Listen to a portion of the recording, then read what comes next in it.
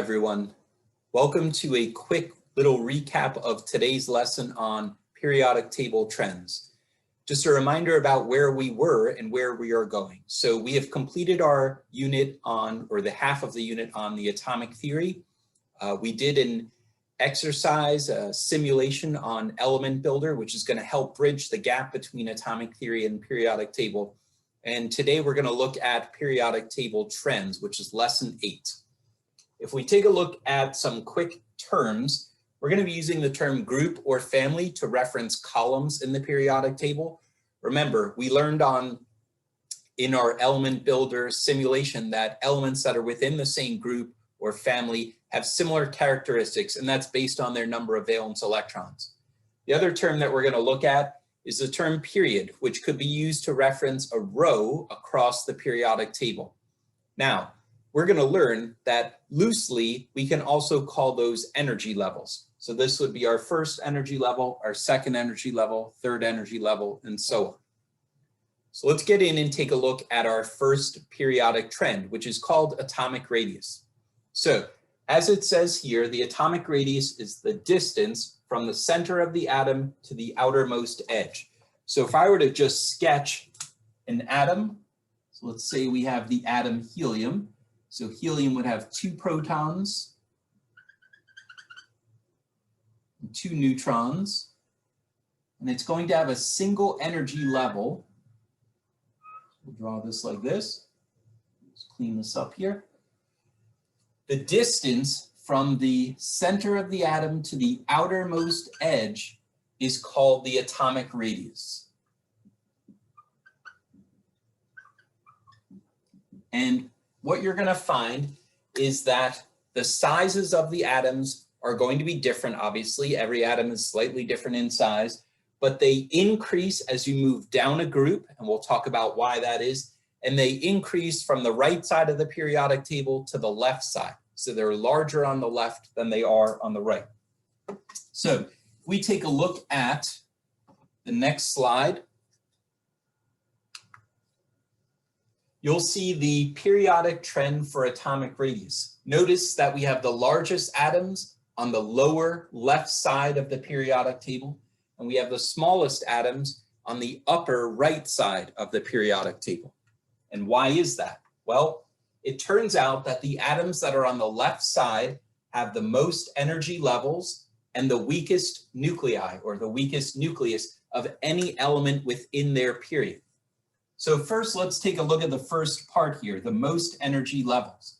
So near the top, we have 1 energy level. If we move to the second period, we have 2 energy levels. Third period, we have 3 energy levels. If I move down to the fourth period, we have 4 energy levels. And as you can see from my pictures here, the size of the atomic radius is getting bigger because we have an increased number of energy levels. So as the number of energy levels increases, the atomic radius increases.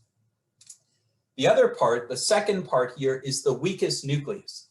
So the strength of the nucleus is based on the number of protons. Protons, remember, are the same as the atomic number. So if I just pick the third period and I look at sodium and magnesium, they have 11 and 12 protons. If I go to the other end of that same energy level and I look at chlorine and I look at argon, they have more protons. More protons means you have a stronger nucleus. That's going to pull in those electrons tighter, those energy levels tighter, and it ends up being smaller. So Superman on this side to represent the strongest nucleus, and me 20 years ago representing the weakest nucleus over here. All right, let's take a look at some questions. So the first question that I have is, which element on the periodic table has the, and that word is smallest, which element on the periodic table has the smallest radius? So if you remember from the periodic table picture on the previous page, the smallest radius is going to be the one that has the fewest number of energy levels and the strongest nucleus. So that answer is going to be helium. And the second question is, which element on the periodic table has the largest radius? And that was the one that was in the lower left here. So most energy levels and the weakest nucleus, and that answer is francium. Okay, let's take a look at our next periodic trend. So our next periodic trend is ionization energy.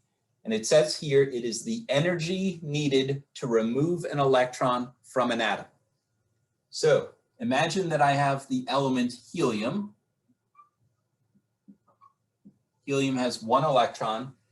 And the question is asking how much energy is required to rip off that electron and make it helium plus. So here's helium, one proton, one electron. Here's helium after it loses that electron. So it's one proton, but with no electrons. How much energy do I have to put in order to rip away that electron? Well, it turns out that the amount of energy that you need is higher near the top of the table as compared to the bottom. And it's also higher on the right side of the table compared to the left side of the table. So looking at this trend against a periodic table, we'll find that the highest ionization energy is in the upper right portion of the table, and the lowest ionization energy is in the lower left portion of the periodic table. It is exactly the opposite trend that we saw in atomic radius. Now, why is this the trend? Well, it turns out that on the bottom right, electrons are far away from the nucleus, which means it's easier to rip them off, and the nucleus is not as strong, so they're not being held as tightly, so it's easier to remove them. On the opposite side of the table, we have electrons that are closer to the nucleus over here, and the nucleus, remember, is going to be stronger on the right side of the periodic table as compared to the left. Okay, so we can answer two questions again. So the first question is, which element on the periodic table has the smallest ionization energy? So if you look back at our picture here, smallest ionization energy is going to be way down here. So the answer to this question is francium. And if I were to ask you which element on the periodic table had the largest ionization energy, you would answer helium, which is in that top right corner of the periodic table. We have one more periodic trend that we're going to look at, and that periodic trend is electron affinity. So if we look at electron affinity, it is the ability of an atom to attract electrons. The ability of an atom to attract electrons. It increases as you move up a column, and it increases from left to right across a period. So the trend is going to look very similar to what we saw for ionization energy. And in fact, if we take a look at that trend against a periodic table, you'll see the arrows pointing in the exact same direction.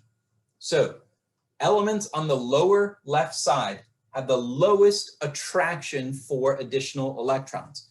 Now, let's talk about why that is. Elements that are down here are, first of all, very large. And the nucleus, which attracts the electrons, is far away from the outermost energy level.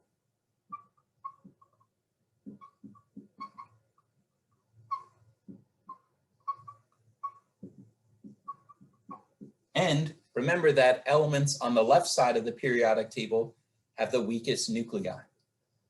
On the other side, we're going to see that the electron affinity is really strong, but there's going to be one key difference. We are not going to include this last column. So these elements will not have very high electron affinities. And the reason is electron affinity is gaining an electron.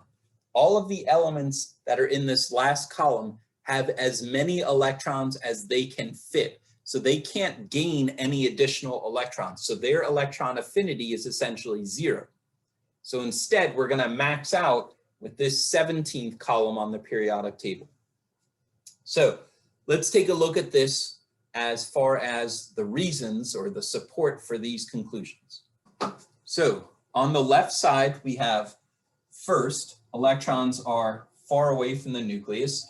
And second, we have the weakest nuclei out of any element that is in that row. On the right side, we have electrons are closer to the nucleus. So they're going to have a better attraction for additional electrons. The nuclei are stronger. And remember here that the noble gases do not attract additional electrons. The noble gases, which is this final group, group 18 on the periodic table, there is no attraction for additional electrons. So we're not going to consider this group. So based on that, our highest one is now going to be fluorine instead of helium. So we're going to take a look at this as we answer our final two questions. So looking at our first question, it says, which element on the periodic table has the smallest electron affinity? That element is going to be the one that's down here, very big, has a ton of electrons already. So that element's going to be francium. And then the second question is, which element on the periodic table has the largest electron affinity? But remember, this time it will not be helium. It will not be the extreme right. Instead, this time it's going to be the element that we just circled, which is fluorine. Okay, that concludes this lesson. If you have questions, please let me know through a message on Schoology or through email. In our next lesson, we're actually going to be using some of these periodic trends to try and figure out some additional information. Thanks, everyone. Have a great day.